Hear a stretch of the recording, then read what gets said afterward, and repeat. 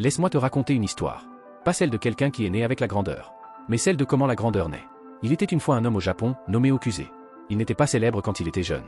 En fait, il a passé la majeure partie de sa vie dans une obscurité silencieuse. À peindre, dessiner, graver, échouer. Mais il a continué. Jour après jour, année après année. Alors que d'autres cherchaient la gloire ou des raccourcis, lui se concentrait sur une seule chose. S'améliorer. Il a créé plus de 30 000 œuvres au cours de sa vie. Mais le monde n'en retient qu'une seule. Une vague.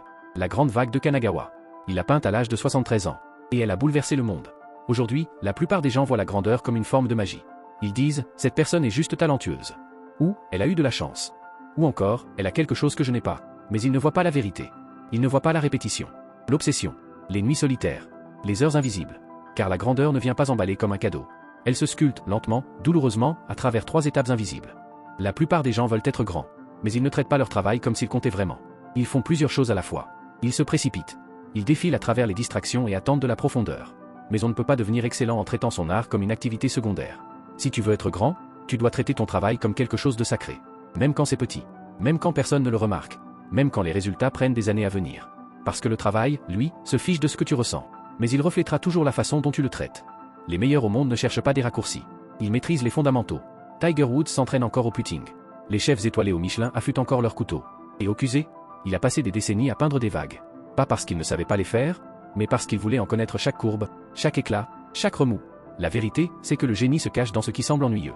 Ce n'est pas une question de nouveauté. C'est une question de maîtrise. C'est à ce moment-là que la plupart des gens abandonnent. Ils s'ennuient. Ils ne voient pas les résultats assez vite. Ils se disent, peut-être que ce n'est pas fait pour moi.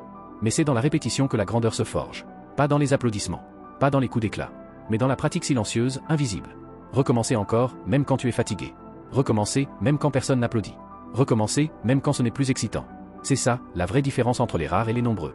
Pas le talent, mais la persévérance. Alors, quel est le vrai secret? Sois celui qui reste. Celui qui revient encore et encore à la même tâche, pour la peaufiner, l'affiner, l'élever. Tu n'as pas besoin d'être un génie.